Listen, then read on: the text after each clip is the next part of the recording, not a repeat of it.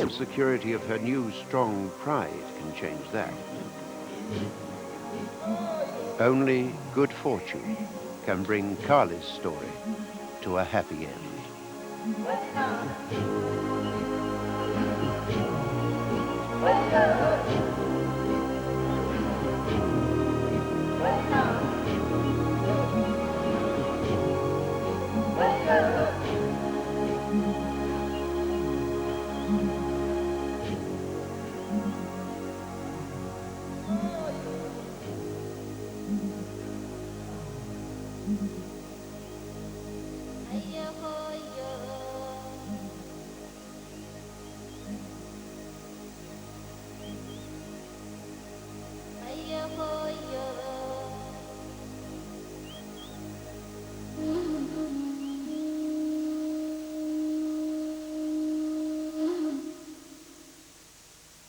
Next week, the first programme in a new series of The Natural World provides a fresh view of the social lives of African wild dogs. That's at 7:15 next Sunday on 2.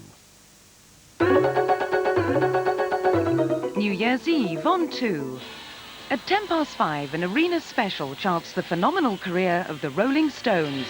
No, whispery water. Girls drink. You name it. At 7, Joan Sutherland is joined by Luciano Pavarotti and Marilyn Horne for her farewell to the opera stage. Die Fledermaus live from the Royal Opera House, Covent Garden. There are more grisly revelations from Sir Arthur at 10:50. After a few days, we were weak from lack of food, and we decided the only thing to do was for one of us to be killed and eaten by the others. At 10:55, get ready to see in the new year with the Rolling Stones, recorded live in Barcelona on their recent Urban Jungle tour.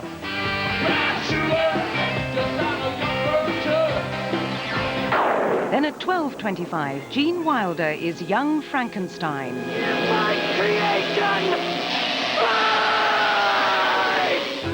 New Year's Eve on 2. And now on to architecture critic Martin Pawley takes a look at the latest trends in building design. Are they just big sheds?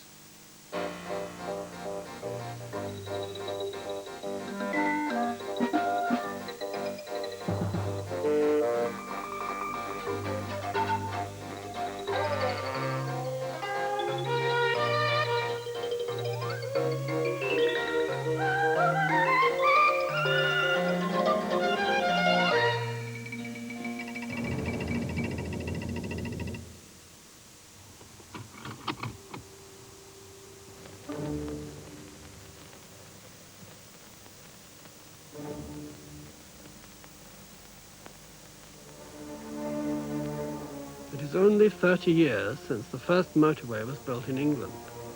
Now we have nearly 2,000 miles that has been overlaid upon open countryside like a vast new artificial heart with all its arteries attached. But the landmarks of this new system are not our ancient towns and cities. They are big sheds, vast new steel and aluminium buildings clustered around over 150 numbered motorway exits. This is the abstract urbanism of the future. In the last 10 years, a vast archipelago of big sheds has risen on the motorway network. Unreachable by foot, each is a mechanical island linked to its fellows only by an immense merchant fleet of heavy goods vehicles that sails the motorway seas 24 hours a day. But despite their size, big sheds are not considered to be architecturally significant. As though by tacit agreement, they have been left out of the war on modern architecture launched by the Prince of Wales. In square footage and money terms, big sheds are the biggest architectural phenomenon in Britain. So far, because it is kept out of historic towns and cities and confined to the poorest quality land next to motorways, big shed architecture has led a charmed life in an age of aesthetic interference and meddling, and it is all the better for it. At the beginning of this year alone, there were big shed schemes under consideration that affected 400,000 acres of land, half the size of the Isle of Wight. In architecture, big sheds are where the action is. For years, we have been looking in the wrong direction. This Asda Regional Distribution Centre is at exit 19 on the M5. Its steel and glass walls glint behind miles of chain-link fencing. Its floor area is 5 acres. Its cost was £20 million. Its massive, featureless exterior is constantly surveyed by security cameras. Everybody knows what the mysterious machine architecture of big sheds like this looks like, but few people know how advanced it is. Function and corporate livery are printed right through Asda's aesthetic, so that even its trucks are part of its design. This building is true state-of-the-art modern architecture. No planning authority, fine art commission, heritage lobby, or community group ever interfered with its design. Perhaps for this reason, the name of its architect, George Hammersley, is not exactly a household word. Doing buildings like this, you're not involved in the mainstream architectural debate, and I accept that. We're not involved in questions of classicism, postmodernism, and even neo-modernism now. We're more back, I think, to the origins of modern architecture, which were, if you like, comparable to shipbuilding and aircraft manufacture, where these sort of debates don't go on. This is a piece of elegant equipment which is stationary in the landscape. The ship and aircraft industries are more closely related to big shed architecture than any others. In the end, steel ships look like steel sheds because both share the same ruthless functional aesthetic. And nearby, dockside sheds, like these nylon fabric ones now 20 years old, show how big shed architecture has grown and evolved.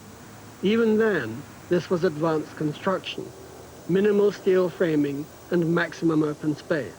The only difference now is that the latest sheds are 100 times bigger. The exterior of this monster Argos shed at Junction 24 betrays rare traces of design interference. Concerned at its bulk, local planners demanded the undulating styling strip and waistline color change to break up its mammoth outline. But outside, this shapeless giant conveys no sense of its amazing interior life.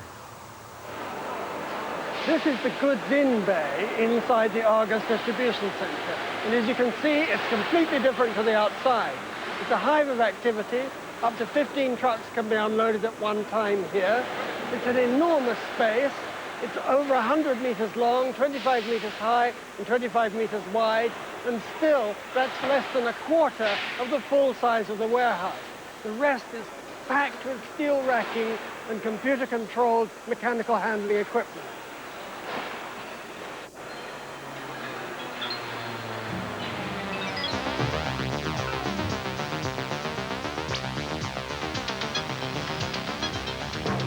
This 7-acre concrete floor, leveled by laser to the perfect flatness of a tennis court, supports a vast primeval forest of floor-to-ceiling steel racking.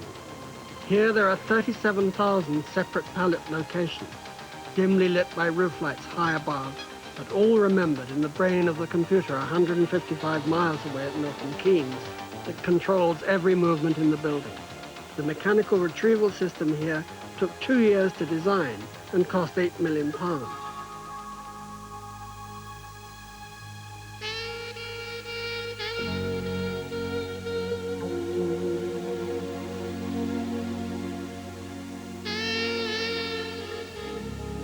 These single-seater cranes, under the control of their pilots, swoop like slow-motion airplanes down the long aisles of the high racking as they pick up and deposit their pallet load.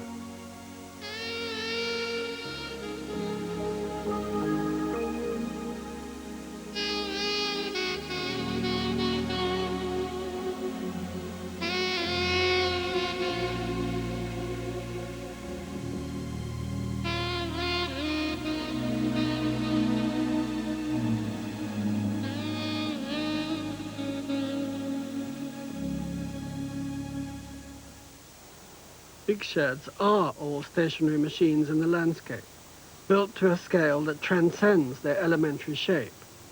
The abstract white form of this plasterboard factory at Portbury is exceptionally beautiful. It can be seen for miles along the Gordeno Valley. a veritable Shangri-La of big shed culture. The bridge you see here is actually a mighty overhead conveyor that automatically transports raw gypsum a quarter of a mile from the holds of ships to the peak of a vast cathedral-shaped store. At their present rate of construction, big sheds will soon outstrip the old distribution architecture of the railway age completely, just as they will overtake the obsolete urbanism of our traffic-choked, heritage-ridden cities. These simple, high-tech shapes recapture the pure, unadorned beauty of early functionalist modern architecture. They are huge living organisms. Their smooth metal skins enclose computerized distribution processes that are as elaborate and sophisticated as those that take place within our own bodies. These monsters are the real precursors of the enormous interventions of architecture into the landscape that will come in the next century.